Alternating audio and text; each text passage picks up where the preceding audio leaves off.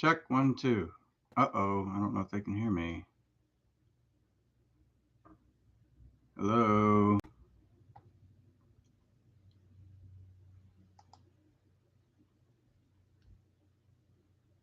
Testing, testing. I don't see anything in the audio. Not sure if it's there or not. Let me see here what happens if I do this. Cancel that. I don't know if anybody's there. Oh, there. I see one person is there. Oh, you can hear me. Okay, good, Road Glide. Thanks. Hey, Josh Harris. How you guys doing? Let me move this camera over here so that I can, when I read your comments, it actually looks like I might be looking at you.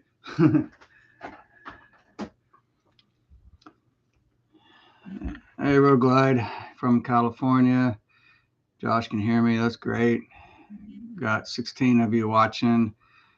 Hello from Southern Utah, from Harold Dale Sr.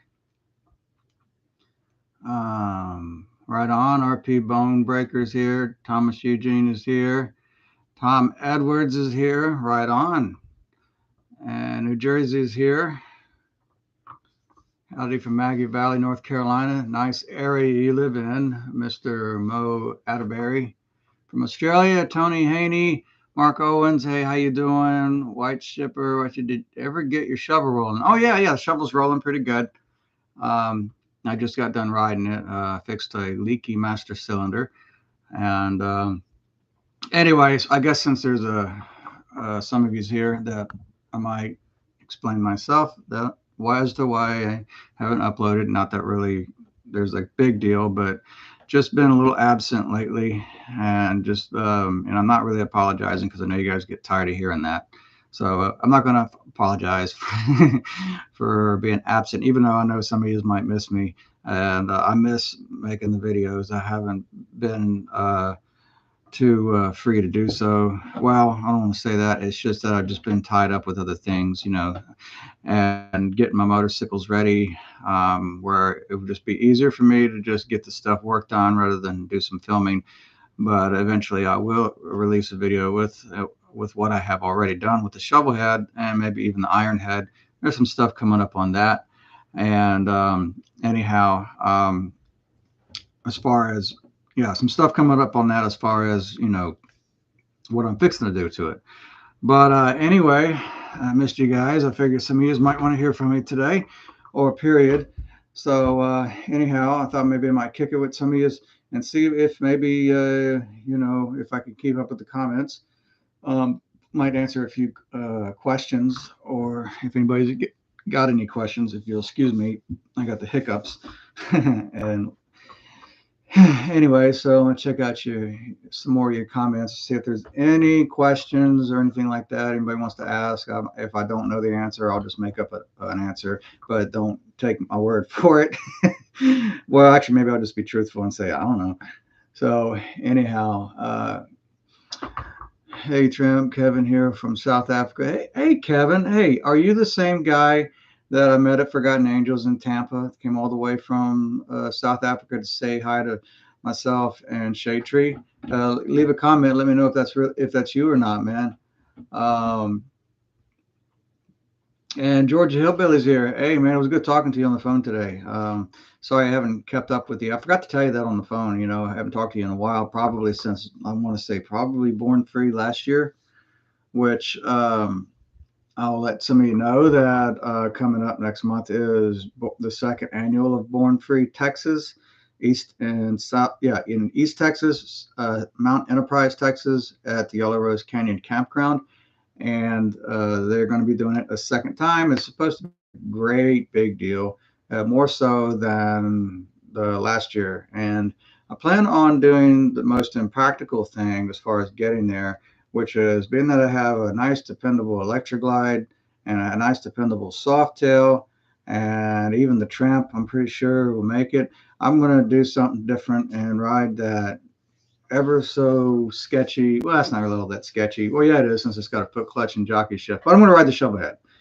I've already got my tickets and armbands, and let's hope that will, I don't know what that'll do, but let's just hope we can make it there at least, I've been trying to get together the best tool roll, or not tool roll, but I already got my tool roll, but trying to come up with a list of spare whatever for that bike. It's just typical things that would go wrong with a shovel. Like I, I haven't said so, well, I have said so in a video, but I haven't really made a video about it, that I went and put points and condenser back into that shovel head now that I understand the best, well, not the best, but the correct timing marks for that era of shovel head.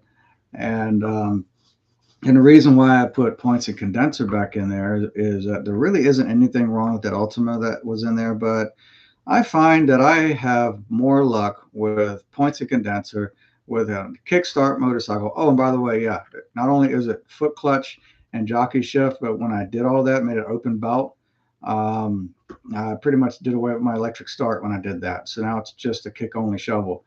So anyway, so I'm going to ride a kick only shovel, jockey shift, foot clutch, Lord willing. If something doesn't major doesn't happen beforehand, I'm trying to get everything squared away. I just got done rebuilding the master cylinder, the front one, because it was leaking. It was used, so it's cheap, so you get what you paid for. And I ended up putting some new rubbers, well, new seals in it, and so far it's not leaking. Knock on wood. It's being at my seat. My desk is made of wood. Anyway, so and what else am I waiting on? Oh yeah, the chain and sprockets are okay, but I put a brand new rear sprocket on it again. I went from a 51 to a 49, and not a 48, but this time a 49. And I'm waiting on a front sprocket, another 23 tooth front sprocket, and the sprockets are in fair condition, but I'm putting on a new chain, so an X-ring chain.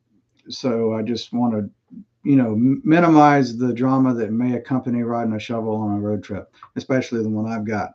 I've pretty much been through that whole motorcycle short of going through the top end. So, I mean, it's got great compression and doesn't knock or smoke. So there's no reason for me to tear the top end apart. Other than the fact that the front cylinder is using some oil, but it's not that bad. I found a little bit of oil residue at the end of the exhaust, but on the inside of the exhaust, it is further deep into the pipe going towards the motor. It was nice and dry. Inside the exhaust port is dry, so I guess as the oil is traveling down the pipe and gets to the cooler part, it just kind of settles there. But anyway, I cleaned it out with some brake cleaner just to make it look like it's good. So I'm just going to go ahead and make it, well, try to make it to Texas on that thing. One way is about 430 plus miles, and so it's about 860 miles. Let's say 900 miles round trip, something like that. So we'll see what happens, and it should be a good time. So I wonder, is any of you going to be down in Texas on the second to the last weekend of October, which is next month? And that's looking like that's probably going to be my last trip year, being that in real life I have a real job, and I only have 2 vacation days left. So Born Free was the pick of the crop as far as what to do for the year between several other trips I could make. I wish I could make them all, but I got to work a regular job like anybody else. So I'm gonna try my best with this vacation time, and you guys get the idea. So I'm gonna look over here at your comments and see if oh, Kevin Greaves. Okay, yeah, it was me. Gave me thanks. Gave me thanks for your tour around the van. Yeah, was so happy to meet you and to miss this. Sorry I had to leave so quickly. It's okay, Kevin, man. I mean, when you come halfway across the world, I mean, you can't really expect somebody to, whenever you're on the move, you just go, you go, you go. I get it, man. It's not like you lived like the next town over. So I got you. I understand that. When I went to Brazil back in 2014, 2015, I could only do so much, being that I, lived on the other side of the, what do you call it? The equator. So, but it was an honor meeting you, man. I think you're probably the furthest from my home that I've met that watches the channel. And it was really an honor to see you and meet you. Hopefully one day run into you again, if everything goes okay in March, I plan to do at least, Anyway, as it says in the Bible, many are the plans in a man's heart, but nevertheless the counsel of the Lord shall stand. So in other words, sometimes your plans don't always work out. So I hope to be in Florida again by next spring. We'll see what happens. It's so much time ahead, from here and then. I mean, and several other events to go to. So anyway, I'm gonna read your comments here. Hey, hippie Trev, how's it going, buddy? And Irish guy, hey, Tramp, looking at a Road King on Tuesday. Right on, man. That thing will change your life going from a Sportster to a Road King. You'll probably never look back again as far as that line of motorcycles, the touring bikes. You'll probably ask yourself, why didn't I do this sooner? Do you use .5 brake fluid for your shovel? Yes, I do, because the master cylinder I use calls for it, even though it's not a Shovelhead master cylinder. It's actually a pre 1996 Evo master cylinder. And what's important as far as brake fluid is how do I say it? In your braking system, from what I understand, is that as far as the fluid you use, it's the master cylinder that is the most finicky. The calipers can take a lot more abuse, or whatever you call it. So I use .5 actually in all of my motorcycles, because all of my master cylinders call for that. I even have an Evo master cylinder on my iron head, and simply because the master cylinder that I had for that was just cruddy and nasty, and I just didn't feel like learning something else. So since I already had in my pile of parts a master cylinder, I went ahead and threw that on there. But to answer your question, yeah, I use .5 in all of my stuff, unless my equipment calls for something different. If I get something different, you know what I mean? Um, all right, what else you got? Sportster is going to be traded. Okay, right on. Got to get into a bigger bike. Love the thanks, Irish guy. Looking at a 74. Oh, right on. A 74 Sportster, or a 74 Indian, or a 74 Shovelhead, or what's going on, or 74 something else. Been ages since seen your last vid. Yeah, I know, hippie Trav. It's life, but I plan to get back at it here soon. Um, Stopping on the other side of the road for a sec to say hey to you and everyone else. So thanks, Carson. Man, it's so good to see you every chance we get. Um, Dang, dude, you look like a stressed out biker from the. Well, everybody's got to do the rat race, you know. Um, hey, Andy, 70s. That's why 73. That's what your 73 needs. Okay, where did you get the kit? Get the kit, Saddle Tramp. What kit? White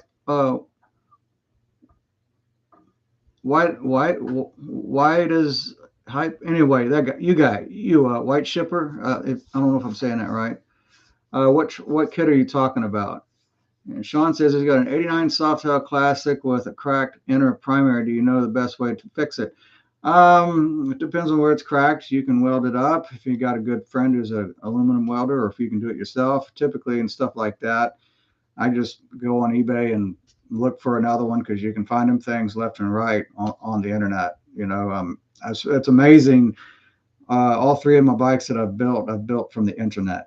Rather from other vendors online, but most of my stuff has come from eBay, believe it or not. Let's see. Oh man, have a good time going back in time to be safe. Okay, thanks, Albert. See you again at Born Free. Heck yeah, Byron, not Brian. Thanks for the single fire ignition video. Helped me set up the dyno fire for my shovel. Awesome, man. Kevin Greaves says, see you next year at the camp out. All right, Kevin, I'll look forward to it.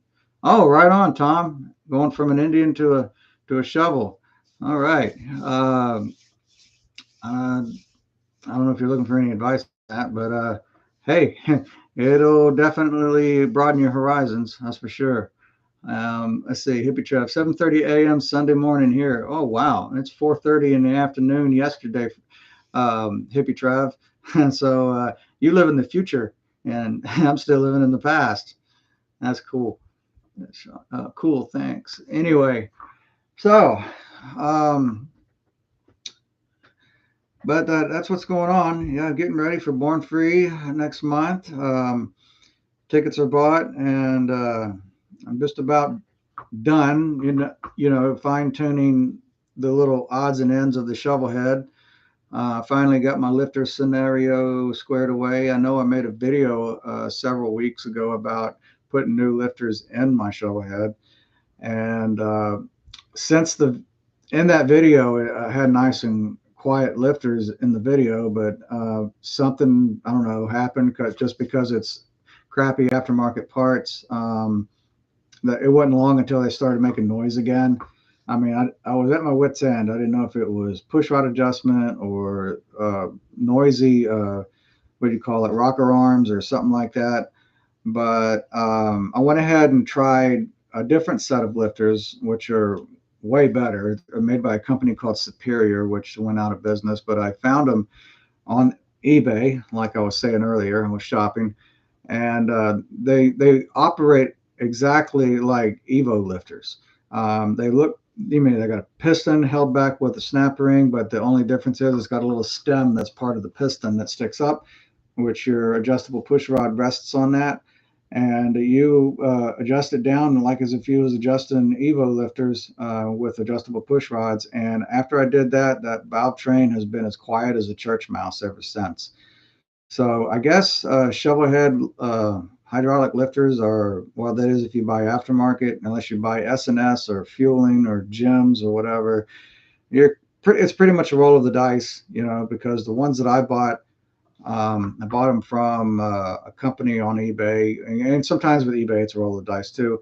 But these were made by Sifton, and I thought that was a good brand. But then I found out after the fact that Sifton had sold out, and from what I've been hearing, that they sold out to another company, and the quality just went down the tubes after that. So I don't have those anymore, and I was really determined to get that valve train to cooperate, because I'm telling you, with those Sifton lifters, they were a heck of a lot noisier than my solid lifters that I had in there. But anyway, I've got these other lifters, like I said, made by a company called Superior. I know I already said that. So I might repeat myself depending on how many people jump on. So some of you might not hear what I said before you jumped on. Anyway, I know I'm rambling. Let me check out your comments again. 7:30 a.m. Cool thing. Still have the Indian and picked up a victory and looking at the shovel. Okay, cool beans, man. And watch out when you start buying multiple bikes, man. Don't, when that bug bites you, you don't know when to stop. So now I've got multiple motorcycles. I have 6 bikes in the garage, and it's like sometimes it can be a burden until I go and ride one of them and go, oh no, I got to hold on to this one. There's a certain kind of affection for each bike, I guess, in a weird kind of way. But the reality is, all those tires to keep up with, batteries, oil changes, brake pads, and then other stuff you can't remember. You can't remember if you changed, when was the last time you changed the oil on this or that or that or this. So anyway, but yeah, if you're a better man than me, you might be able to do it better than me. I was keeping up with the maintenance. I hear .5 is safer for paint as well. Yeah, .5 is a lot better. Well, I'll say better as far as, yeah, other dots like .3 will take paint right off of a surface, and it's pretty harsh on seals that aren't meant for that. So you can make sure if you got like a .3 system, you use only .3 fluid. No, let me say that again. If you have a .3 system, you can get away with using .4 and .5 in it. But if you have a .4, .5 system, you cannot use .3 in either one of them. Just use the ones that's that is meant for. Let's see what else we got. Also getting rid of the key and carb and getting an S&S carb kit for the shovel. Keying is difficult to adjust, runs too rich. Just the regular butterfly keying, Mike, or is that a CV carburetor? But I tell you what, you can't go wrong with an S&S. S like seems to be the best, in my opinion, that I've used on older bikes, on any bike actually, for that matter. Secondhand. Let's see. Secondhand. Hippie Trev says secondhand bike over there are so cheap. $3,000 bike here is about $8,000. Here it beats so cool living in the States. Well, yeah, I guess so. Mark Rollins, bummer on Scotty's bike puking out. Oh, really? But then again, he puts miles down. I didn't realize Scotty broke down ever since his channel went away. Well, then again, he's kept up his old channel, so I don't know. I have to go back and check that out, or maybe just give him a phone call. That might be even better. Scooter Tramp Scotty still broke down in Utah. I don't know. I guess I'll have to call him on the phone and find out. In fact, you know what I'm going to do? I'm going to call him right now. We'll put him on speaker for you guys. Let's see. Contacts. Where is he at? I don't want to talk. Oh, that's just the missus saying she's almost home. Ah, here he is. Scotty Caracas. I'll put him on speaker. And I'm going to read your comments while we're waiting on him to answer.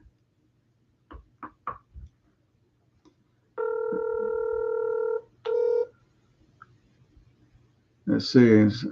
I saw Scotty blew his bottom end. Oh, wow. He blew the bottom end out. Master front. You're moving. Master front cylinder. Hey, Scotty, what's happening? Hey, man, you there? I guess the reception is bad. Yep, I lost him. Let me try him again. Master front cylinder. My mate Gypsy sells secondhand Evo motors for $3,000. Hello from San Antonio. Hey, Gilbert, how's it going, man? You got many? Yeah, I got a lot of bikes. Okay. Well, phone's ringing, but it seems like the mailbox belonging to Scotty is full and cannot accept new messages at this time. Please. I guess he's in a bad spot. Anyway, yeah, I'll have to talk to him about that. Who knows? Being that I just tried to call him, he may end up calling me back in the middle of all this. So anyway, looks like I got a small crowd of you guys, but it's good to see all of you that show up. Anybody else got anything going on? He's not too tech savvy. Yeah, neither am I. That's why I like to ride around with old machines and mess with old machines. In fact, I wish I'd made a video of this. My van had been broke down for a little bit. Hey, Trip, how's it going? Turned out to be carburetor stuff. And but anyway, I got it fixed, which that was kind of going back into the past because I haven't messed with automotive carburetors in a long time. But I got the thing out. Turned out I had a few, like one jet that was clogged, a few dirty passages, and an accelerator pump passageway was jammed up. I had a check ball that was stuck. So I ended up half-assed, rebuilding the carburetor.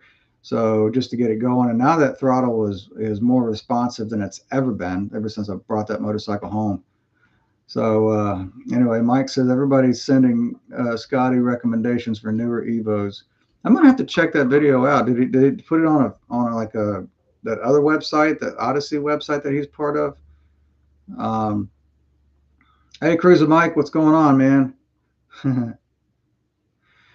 But how long have I been on here? About 23 minutes. That's all right. I just figured just sit here and hang out with you guys. Oh, you just subscribed. Thanks a lot, Cruiser Mike. It was a very short video on YouTube. Okay, well, I'll check it out, Trev. What's up from New Hampshire? Hey, Gary, what's going on, man? He's on YouTube as Scotty Caracas. Yeah, I knew he had an old channel for the longest time that he didn't do anything with. So since his biggest channel was gone, he's using that one and also the one on the other website. Ghost says, hi, Tramp. Took a wild ride last Saturday, waiting on insurance for the Yamaha. Wednesday, I bought a 95th edition Fat Boy as a replacement. Ride safe. Hey, thanks a lot, Ghost, and right on to that motorcycle you got. Hello, I'm making a twisted steel crash bar. In your opinion, should I get it chromed or powder coated? Well, I mean, I just like to make stuff that works, it's functional, and if I were to do it, as far as getting it powder coated or chromed. Seems to be expensive to get anything chromed where I live, and I'm kind of frugal with stuff. That is, until I see a motorcycle part that I want to buy, and then frugal tends to go out the door. Powder coat. I don't know. Depends on the color and stuff. I like stuff that looks like metal when it comes to sissy bars and stuff. So I've been toying with the idea of one day eventually pulling the sissy bar off of the Tramp and cleaning all the patina off of it, and same with the iron head, and taking it down to a local powder coat shop and just have them do a powder coat clear on it. Because I know when you use like just a spray clear, even in the good stuff, eventually it just starts to corrode anyway on the surface. So it all depends on what you want to do. It's just because if I was to say what my opinion is, well, that is my opinion, because I'm not going to say what you ought to do, because that's really up to you. Um, let's see. Okay, I got to get set up for the bingo hall. All right, Trev. Thanks for stopping in. Hanging for you next time. And Trip says, oh, Trip's not talking to me. Okay. Gary says, I'm changing a swing arm bearing and an '08 Super Glide. Oh, that's always fun. But better that than say like a bagger or a softail, because that can be quite a daunting task. Problem with the Erling Keyens is you need to change the high speed jet to enrichen it to or lean it out. With the single fire it seems to want a leaner mixture. PETA. Okay. Trip says Cruiser Mike will mow your lawn if you plug his channel. Cruiser Mike, he's going to mow my lawn if I plug his channel? Well, hey, I did subscribe to Cruiser Mike's channel, by the way. So, but is he local? Okay, well, he might call me Georgia Hillbilly. He might not, just when he gets around to it. Here's the thing I found, I learned about Scotty, is what he told me, is that it's easier to get a hold of him during the morning hours. That's usually when he has his phone with him, when he's checking messages and stuff. And then after that, he just chunks the phone in his bike, or his tour pack or whatever, his saddlebag, and then just leaves it the rest of the day. But I'll probably hear from him tomorrow whenever, well, hopefully he doesn't call me while I'm at church or something, because that would be kind of embarrassing for my phone to go off. Well, then again, I'll just leave it in the truck or the car or whatever. I'm in San Antonio. Oh, that's quite the drive. Hey, I used to live in Bandera. I bet you know where that is, but that's been many, many centuries ago, like not like year 2000 or something like that. But anyway, and in my opinion, what do you prefer, belt or chain drive? Uh, well, it just depends. I guess for longevity and long trips, as far as being practical, as far as a final drive, I would say a belt, because they just simply because my experience with belts, I've had a '03 Super Glide that I rode for 11 years, and I put 100,000 miles on it plus, and I never had to adjust the belt. I never had to change the belt, and I eventually sold it to a friend of mine. He's riding it to this day. We changed the belt since I was him, and that's only because it got a rock in it. So a belt versus chain in that sense, like I said, if you're going to do a lot of touring and stuff like that, that's fine. A chain final drive is great. That is, if you keep up with the, lubrications and stuff, unless you get like an O-ring chain or an X-ring chain. But even in the end, you're not going to get 100,000 miles out of it. But as far as a chain drive, you get pretty good performance, because you get more torque to the rear wheel with a chain than you do with a belt. Like with a belt, you lose probably, I think it's about 7 or 8% of the torque.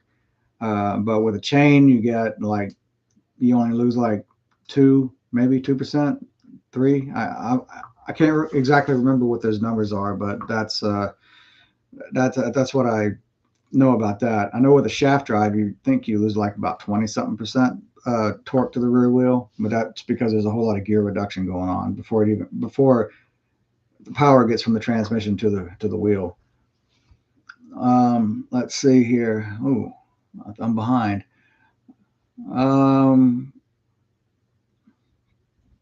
Okay, stator for an '08 anniversary Sportster low. Can't find one anywhere. Ugh. Mark, just like I said, like I said earlier, try checking eBay. There's always stuff out there.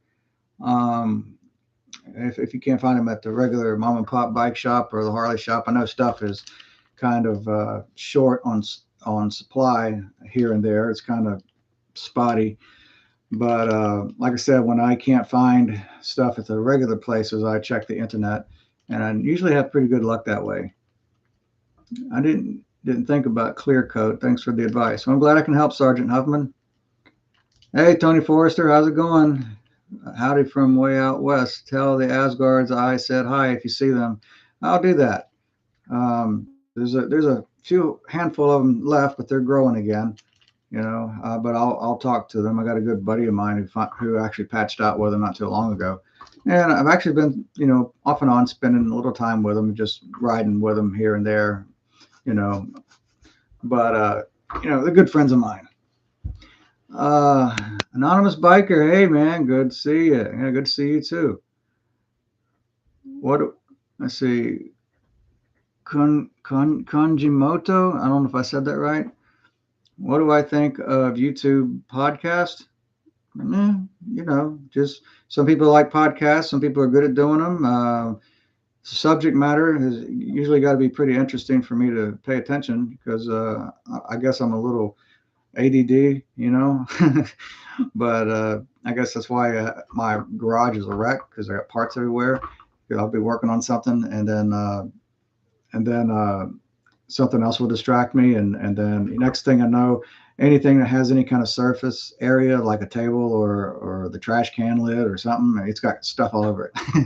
But what do I think about podcasts? Well, they're a pretty useful tool for getting information out, or stoking the interest of people. They have their place, I think. um Checking in late as usual again. It's okay, John, no big deal. We're just hanging out here. Been watching on and off for a while. How's the shop building? Well, if you're referring to how's the building going along, it's been built for I think about 2 years now, or going on 2 years maybe. So the shop's pretty good. It's people ask me about the old shop, and that's just water under the bridge. It's almost like it never happened. So it's been business as usual in the garage. Just helped a buddy of mine last night change a clutch cable. Maybe I should have filmed that. We had a pretty good time last night too. We had some music going in the shop. We was jamming out. We ordered pizza, and the pizza guy showed up, and he looked like he didn't want to leave. Looked like he wanted to hang out with us. So, it can be a good time in there sometimes. Um, O-ring chain, well worth the spending. Yeah, very, very, very well worth it. Low maintenance, and you get a lot more miles out of them. Is the garage heated and AC? Yeah, it's a steel building. And yeah, it's climate controlled. It's all my motorcycles think that it is 70 degrees all year long. And so therefore they're always easy to start, and there's no condensation on the engine. And I live in a very humid area. So the bikes tend to like it. So I guess that's why I get away with running the same way to oil all year long, because the startup is never a problem, in the mornings. Um, right, I saw the tree crash episodes. Yeah, man. Yeah, it was pretty heart wrenching when that happened. That happened back in 2020. Yeah, the fall of 2020. This is 2023 now. Okay, you said that you swapped out your front brake master cylinder for a different year. Is there any year cutoff?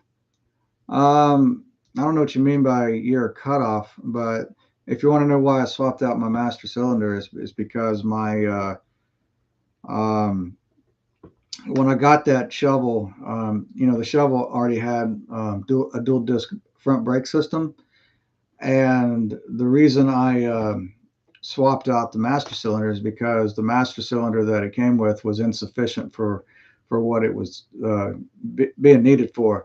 In other words, somebody put on a early Evo master cylinder and didn't think about the right size bore.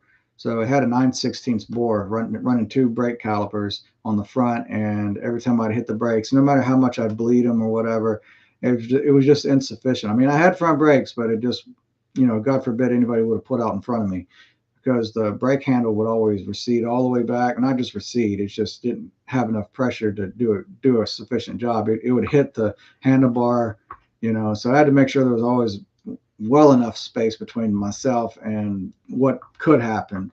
But I put an 11/16 bore master cylinder on it, which that I had to rebuild, but it's way better. I got brakes now, so not saying I can be reckless now, because I'm not going to. I don't ride that way. Maybe by some people's standards I might, but anyway, it's just a lot better setup. I'm sure that 9/16 master cylinder would be a lot better on a single brake system on another bike, but who knows? Um, do you have any experience with front fat tire conversion on tours? Is it safe? Front fat tires? What do you mean front fat tires? On a touring bike, they typically would get a front. Oh, unless you're talking about like the earlier ones, because I know, I think it was in, I don't know, within the last 10 to 15 years, they've been putting, I want to say 19-inch wheels or something like that on front wheels on baggers, and giving them like a lower profile tire. I my how do I say it? My touring bike, my electric glide's a 98, and it's got a 16-inch wheel on the front, the traditional style, and it's kind of fat looking, if that's what you mean. The way they used to come, and it does me just fine. I don't have any problems with it. You should go live in the shop. I miss when Shater used to do that. Yeah, as soon as I eventually get a means to run internet out there, I mean, I can get an internet signal out there, but it's very weak. So it's just strong enough where I can run my Pandora through it and play music. But as far as streaming live videos out there, I've tried it before, and it just doesn't work out. I mean, unless I stand like right at the door with the door open, but I can't really walk around the shop with it, because the image will get very, very, very spotty and muddy. So anyway, but maybe one day I'll come up with some kind of idea. Do you have any experience with oh, you already answered that one. Just wanted to say hey from Connecticut. No, thanks, New England biker. Good to see you.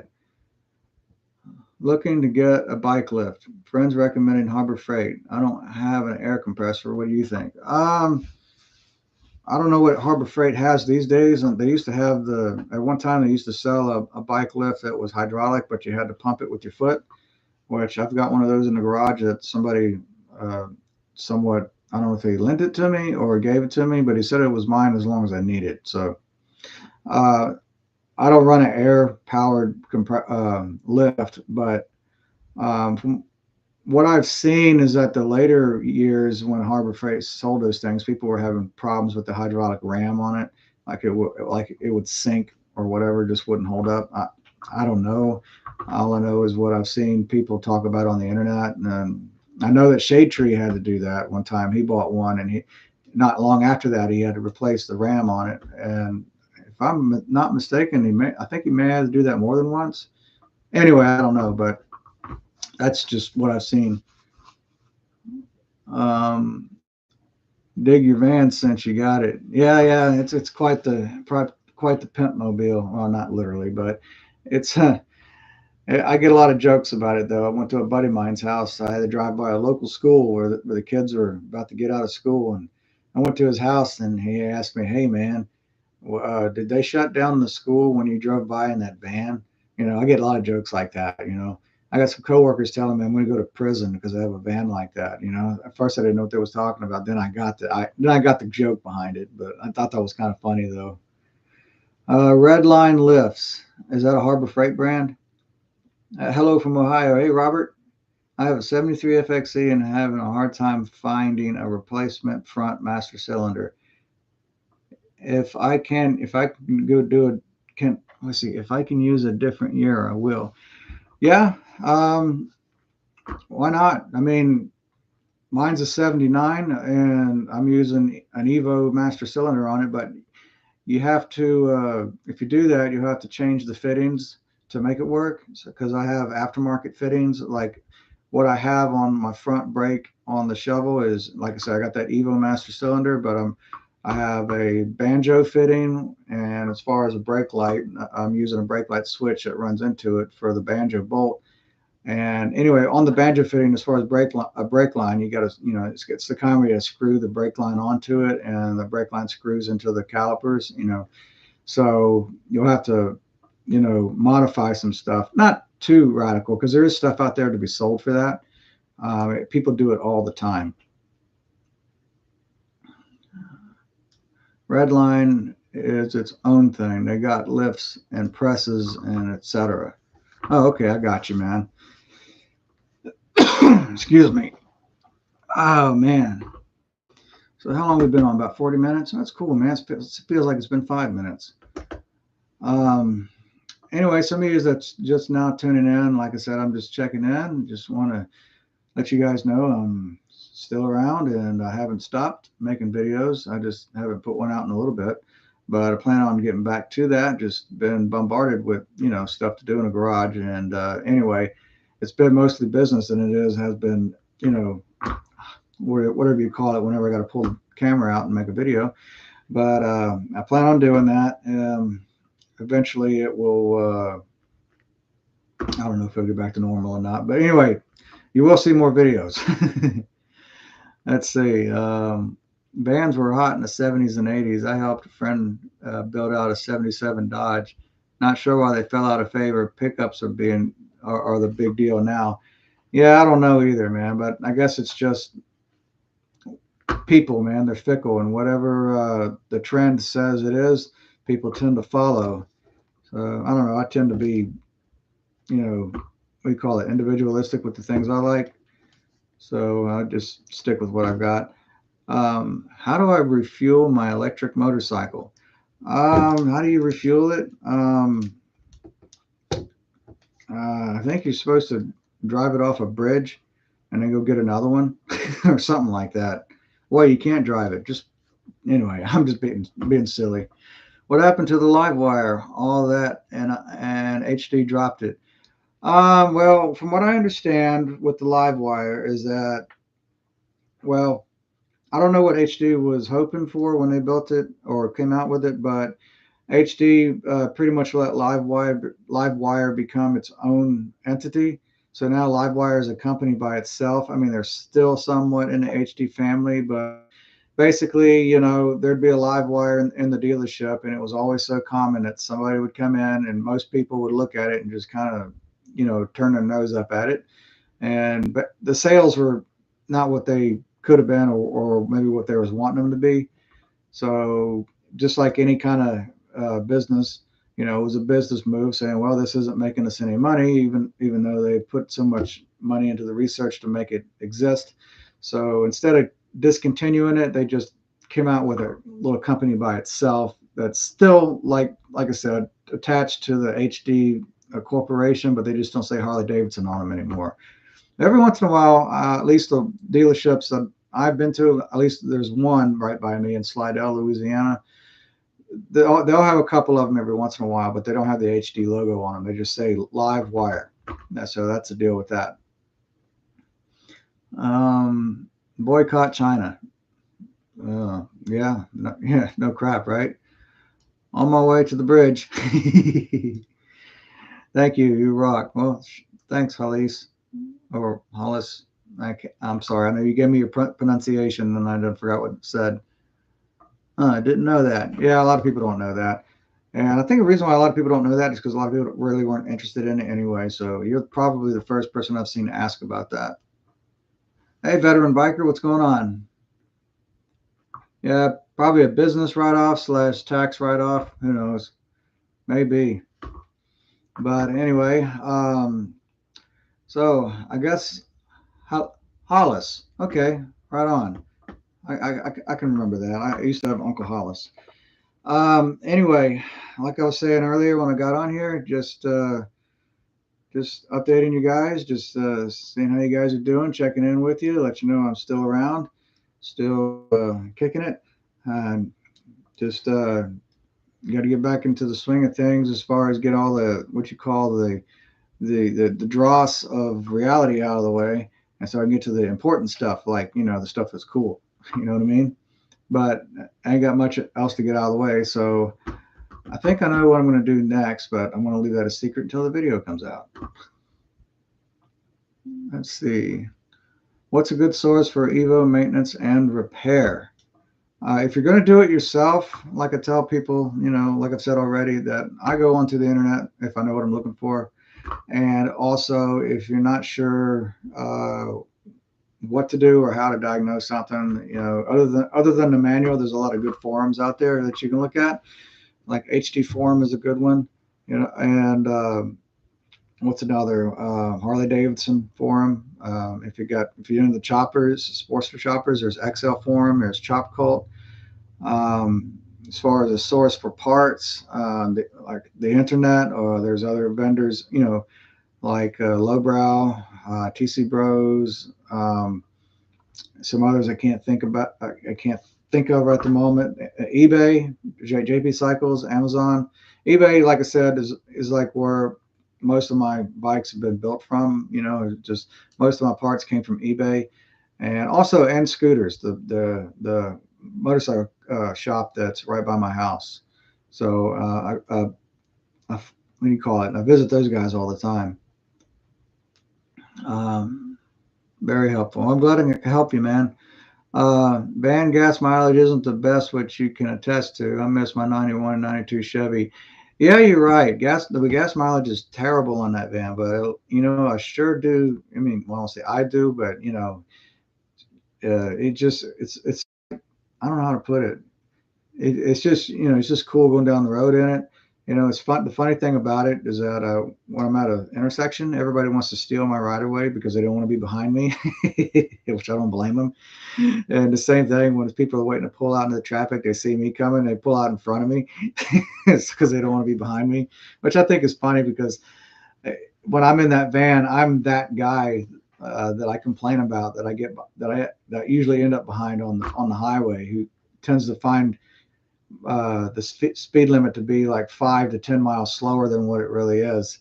And so when I get in the van, um, I become that guy. And then it's kind of funny. And then my wife asked me, she says, well, how come it's okay for you to be that guy and nobody else? I said, because when I'm that guy, nobody's in my way. But anyway, when I'm in my truck or a motorcycle, or it depends on what motorcycle, but anyway, uh, maybe I do ride kind of recklessly. I don't know. It is what it is. Maybe some of you guys can relate to that. Um, Stay safe out there. Which Harley's stock engine is the most reliable and will last the most miles without rebuilding the unit? Well, from my experience, I don't have any experience with a twin cam, not twin cam, an M8, but you can get as many miles out of a twin cam as you can with an Evo. They're both just as capable. It's just the kind of maintenance they require are only unique to them.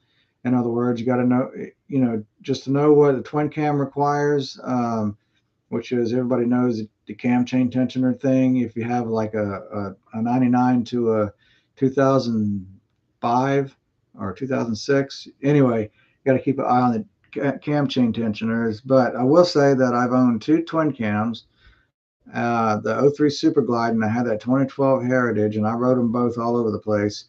And I've never had to touch a twin cam top end. And out of the three Evos I've got, the Tramp, the Softail, and the Redemption bike. Well, I have four Evos. I got the bagger, but three of them I've rebuilt the top end. But I've never had to touch a twin cam top end. Now, that doesn't mean that the Evos had to have it, but it just happened to be that while I was there, I did it. And but I've never had to tear apart a twin cam engine. That is because I took care of it and I did its regular maintenance intervals, like oil changes, watch out on the cam chain tensioners, and that kind of thing. And also, I didn't ride the thing like I was trying to kill it too. I think that's a lot of problems too with the twin cam. Is that, well, with any motorcycle, people ride them like they expect them to run. Well, how do I say it? Twin cams can run 80 plus all day long, and Evos can do it you know, but I eventually had to change my base gaskets out. But I don't know what I'm saying. I'm just rambling. But twin cams and Evos, they're great. Evos will run forever. You just won't get the performance out of them like you would with a twin cam. Twin cam will keep up with traffic all day long and on the freeways in Southern California where everybody's doing 95 or so, unless they're doing 5 miles an hour. But I don't know if that answers your question, but I'll just say that, you know, twin cam and Evo within that scenario, you can go around the world with those things. When do we get a video of the Mrs. Saddle Tramp on Redemption Bike? That's going to be up to her. Whenever she decides she wants to get around to riding it. Right now, I'm keeping it alive, taking it out, and just, you know, make sure it's a rideable bike. And so it's just a matter of when she gets around to deciding she wants to ride it. You know,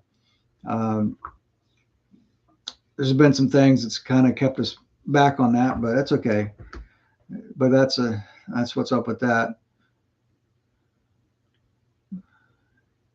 Hey, Recycled Hooligan, what's going on? M8 is the most reliable. Okay, cool. Good afternoon, everyone. Heard Scotty broke down in Utah. Man, everybody's talking about Scotty. I'm really gonna have to call that guy. Like I just tried to do a little bit ago. Hey, Recycled Hooligan, got my first M8 3 months ago. I had my shovel for 14 years. Right on. You just answered my next question. 80 mile an hour all day long. Right on. Okay, I'm going to go ahead and try to call Scotty one more time to see. Maybe we can get him on the phone so you guys can hear what's going on with him. I'll put him on speaker. Let's see if he answers.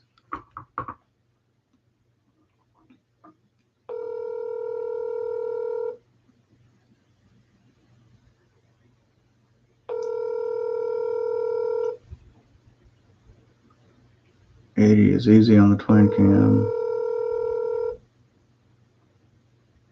A mailbox belonging to.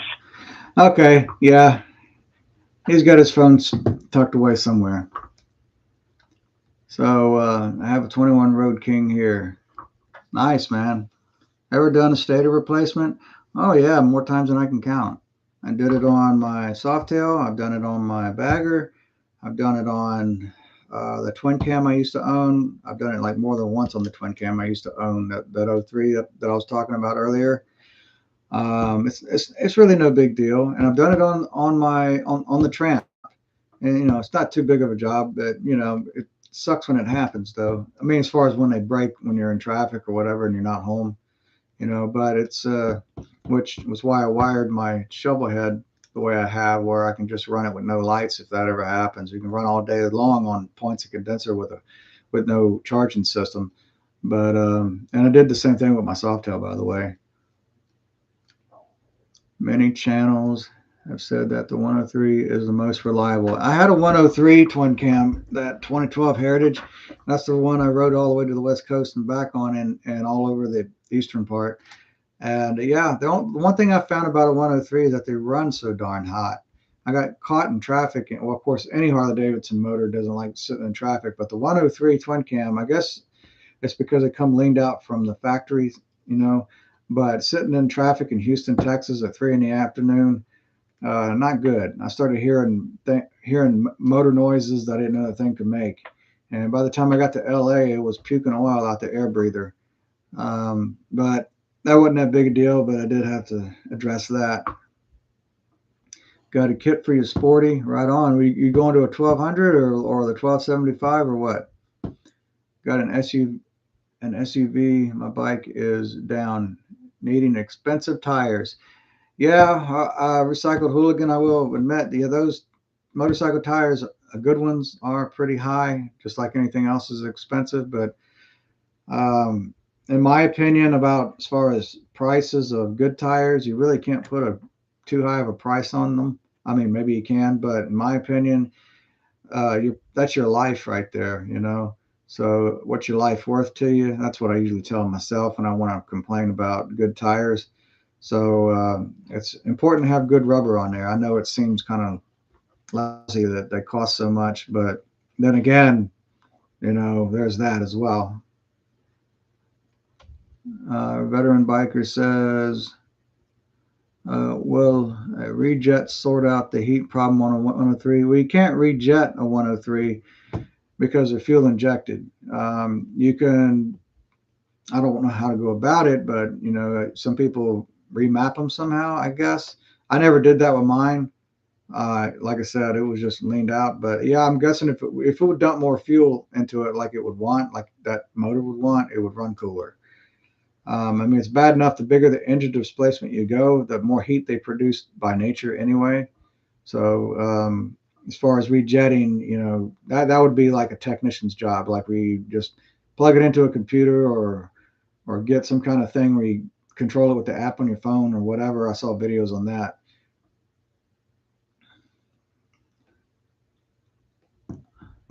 Yeah, remap. So anyway, oh, I missed this guy. 6-shooter Roo. Did you get your laptop hooked to your ignition on that Sportster yet? My Sportster don't work that way, man. All of my bikes are pretty much they require how do I say it? Wrenches and screwdrivers. They don't require computers and apps to make them what do you call it? To adjust them out and you know tune them and stuff like that. They don't have that option. Let's see. Agreed. Just try to save the front. Say, I'm sorry. Agreed, man. Just trying to save for them. The front has a knot on the rear. Ooh, and you guys keep moving. I lost your comment. Oh, there it is. Squared off park. Yeah, you start seeing stuff like that, recycled hooligan. You definitely park the bike until you get new tires. Because you know it's one thing to get a blowout on a car, but you know it's just common knowledge. You do it on a bike, it can be life threatening, or definitely your well being is at stake. People must let's see. People must have already done this remapping on the O3. I wouldn't know. Uh, Limited warranty is over. Now the fun begins. Yeah. Yep. It's all downhill from there, right? Right on, man.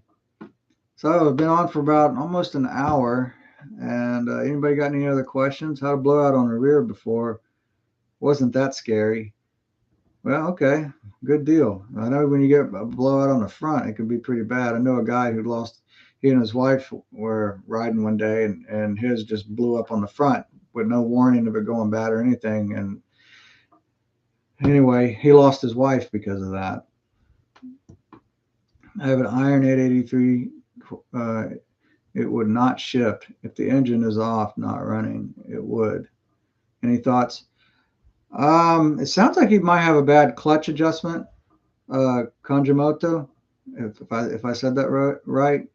Um, Either if you don't have your clutch adjusted properly, or you're using the wrong weight of oil. Because if you use the wrong kind of oil, you can cause your clutch discs to what do you call it, stick together when you try to disengage your clutch.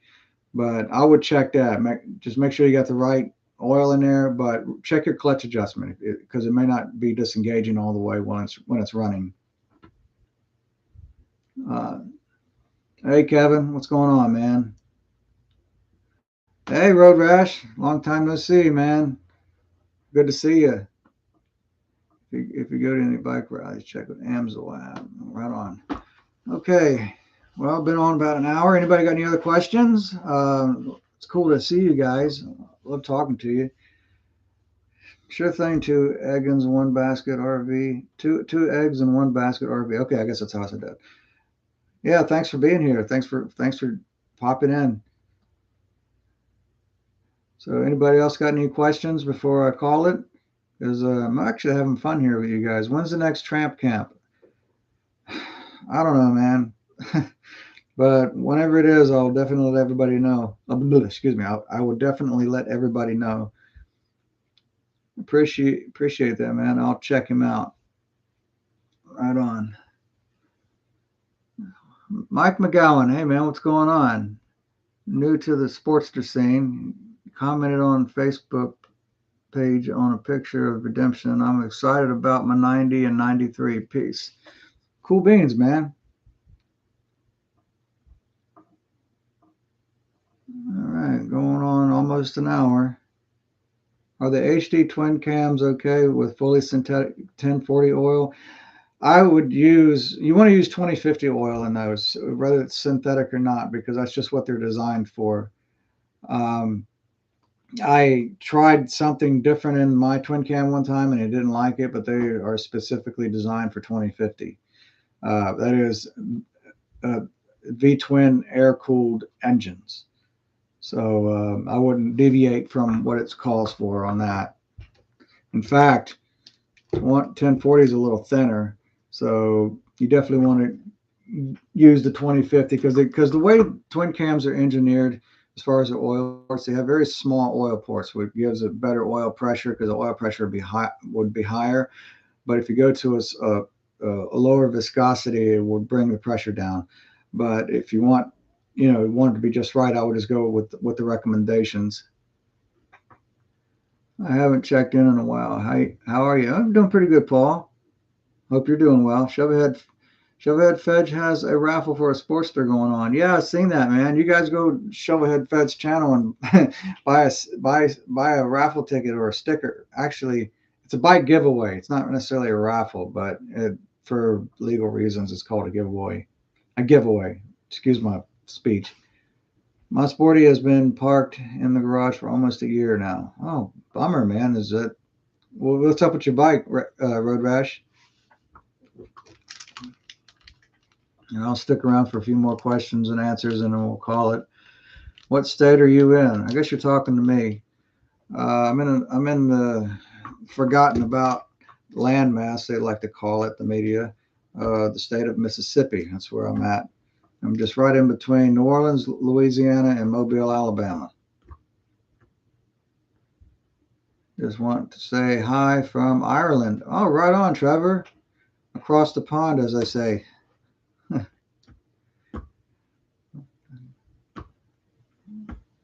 All right. Well, guys, I'm going to go ahead and call it.